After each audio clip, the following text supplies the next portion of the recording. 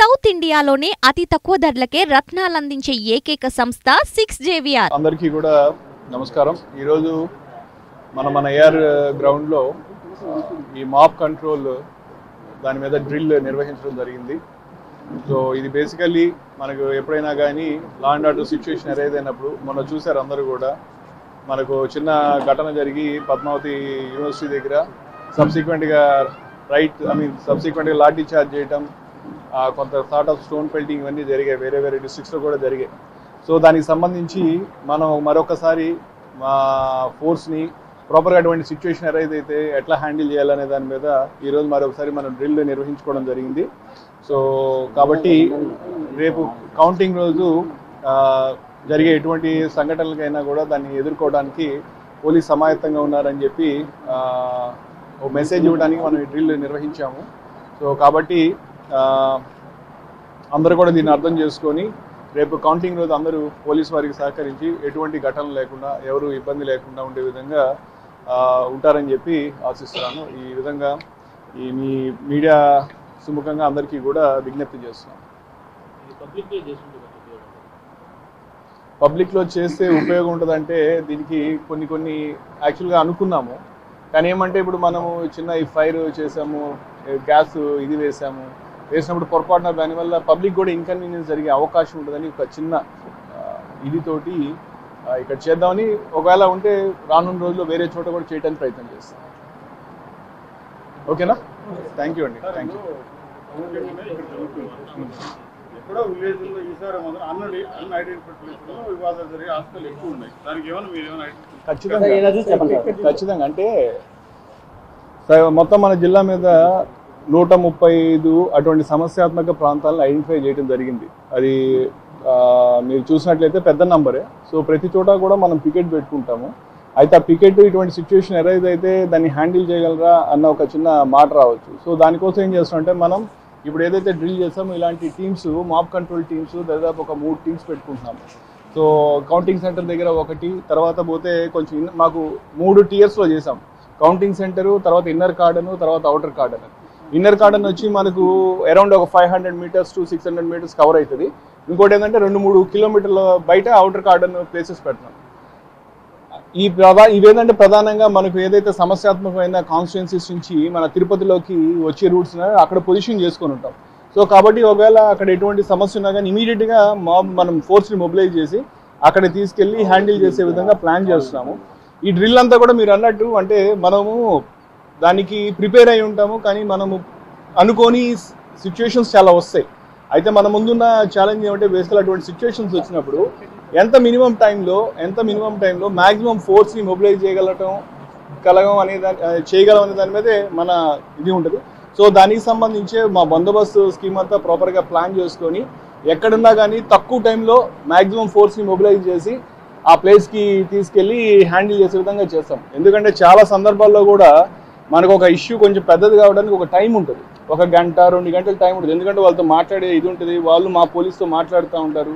అదైన తర్వాత ఇంకా అది కంట్రోల్ కానప్పుడు, మా పోలీస్ తక్కువ ఉన్నారు అనుకున్నప్పుడు, వాళ్ళు ఎక్కువ మంది ఉన్న ఫీల్ అయినప్పుడు కొంత సిచ్యువేషన్ వస్తుంది. సో ఆ టైం ఏదైతే ఉందో ఆ టైంలో మనం కానీ ఫోర్స్ మొబిలైజ్ చేయగలిగితే ఏ సిచ్యువేషన్ అయినా చాలా వరకు హ్యాండిల్ చేయగలం. సో దానికోసం ఈ ప్రిపేర్నెస్. అంటే ఫోర్స్ మొత్తం మనకు బందోబస్తు సంబంధించి దాదాపు 1500 మంది దాకా అవసరమవుతారండి మన జిల్లాలో కానీ కౌంటింగ్ హాల్కి సంబంధించి.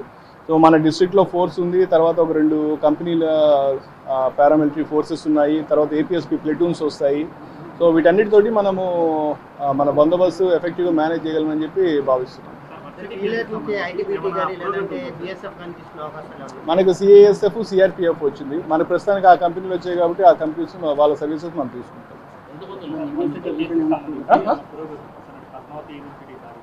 చేస్తున్నాం దాని మీద వీడియో ఫుటేజెస్ వెరిఫై చేస్తున్నాం, దాంట్లో కొంతమంది వ్యక్తులను ఐడెంటిఫై చేస్తున్నాం. సో అది జరుగుతూ ఉంది. సో దానికి సంబంధించిన డీటెయిల్స్ నేను ఇప్పుడు చెప్పలేను. దాని మీద వేరేగా అంటున్నారు, దానికి సంబంధించి చెప్తున్నాం కదా, వాళ్ళ వర్షన్ వాళ్ళకు ఉండేది. మనం కూడా అల్టిమేట్గా చెప్పాను కదా, video footage, technical evidence analyse చేసి అక్కడ ఉన్న మిగతా వాళ్ళని విచారించి అన్నీ చేసేటప్పటికి ఒకవేళ వాళ్ళు దాంట్లో పాల్గొనలేదంటే దానికి తగ్గట్టే ఉంటుంది. పాల్గొన్నారంటే దానికి ఖచ్చితంగా శిక్షకి అర్హులవుతారు. సో ఎక్కడున్నాడంటే హాస్పిటల్లో ఉన్నారని చెప్పి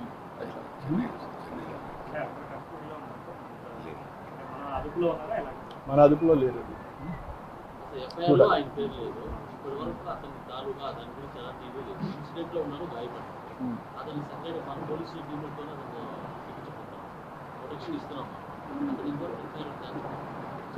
వాళ్ళు రావాలి, దాని గురించి మళ్ళీ మాట్లాడతాం, దాని గురించి మళ్ళీ డీటెయిల్గా చెప్తాను. ఓకే ఓకేనా?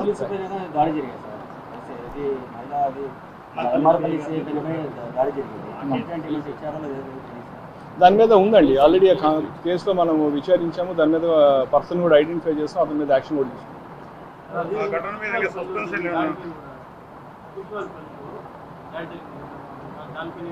దాన్ని చెప్తాను కదా, అన్ని కేసెస్ కూడా పురోగతిలో ఉన్నాయి, వెంటనే అయ్యేది కాదు.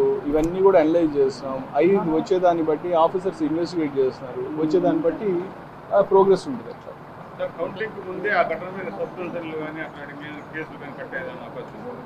కేసులు అంటే దాని మీద ఏమైతే ప్రివెంటివ్ మెజర్స్ తీసుకోవాలో, అంటే ఇది చేస్తాం ఎప్పుడు ఖచ్చితంగా చెప్పలేము. దాని మీద తీసుకోవాల్సినటువంటి ప్రివెంటివ్ మెజర్స్ అన్ని తీసుకుంటాం. వాళ్ళు బైండ్ ఓవర్ చేయటమా, లేకపోతే వాళ్ళని అరెస్ట్ చేయటమా, లేకపోతే వాళ్ళ 41 ఇవ్వటమా, ఇవన్నీ కూడా చేయాల్సిన చర్యలన్నీ కూడా తీసుకుంటాం.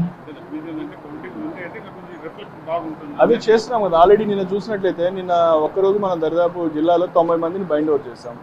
ఈ ప్రతి చోట కూడా నాకాబందీలు నిర్వహిస్తున్నాం. నిన్న 7 ప్రదేశాల్లో చేసాం, ఈరోజు మార్నింగ్ ఒక 6 ప్రదేశాల్లో చేసాం. అట్లా ప్రతిరోజు కూడా మనము కోఆర్డినేట్ సర్చ్ ఆపరేషన్స్ చేస్తున్నాము, ఫ్లాగ్ మార్చెస్ చేస్తున్నాము సిఐఎస్ఎఫ్ కంపెనీ తోటి. సో అట్లా ప్రజల్లో కొంచెం భయం కలిగించే విధంగా, లేకపోతే ఒక ఏమంటాము డిటరెన్స్ క్రియేట్ చేసే విధంగా తీసుకోవాల్సిన చర్యలని తీసుకుంటాం.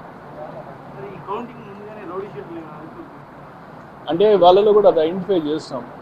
రౌడీ షీటర్లు అంటే జనరలైజ్ అయిపోతుంది, అంటే అందరూ రౌడీ షీటర్లు ఎలక్షన్ సంబంధించి న్యూసెన్స్ చేస్తారని లేదు. మా రౌడీ షీట్లు రకరకాల కారణాల మీద తెలుస్తాం. ఎవరైతే ఎలక్షన్ రిలేటెడ్ లేకపోతే వీటికి సంబంధించిన వ్యక్తులు ఉంటారో వాళ్ళని ఐడెంటిఫై చేసి వాళ్ళని ఖచ్చితంగా పొటెన్షియల్ అనుకుంటే వాళ్ళ మీద మనం స్టేషన్ తీసుకొని రావడం, కూర్చోబెట్టడం, లేకపోతే వాళ్ళని హౌస్ అరెస్ట్ చేయడం, తీసుకోవాల్సిన మెషర్స్ తీసుకుంటాం.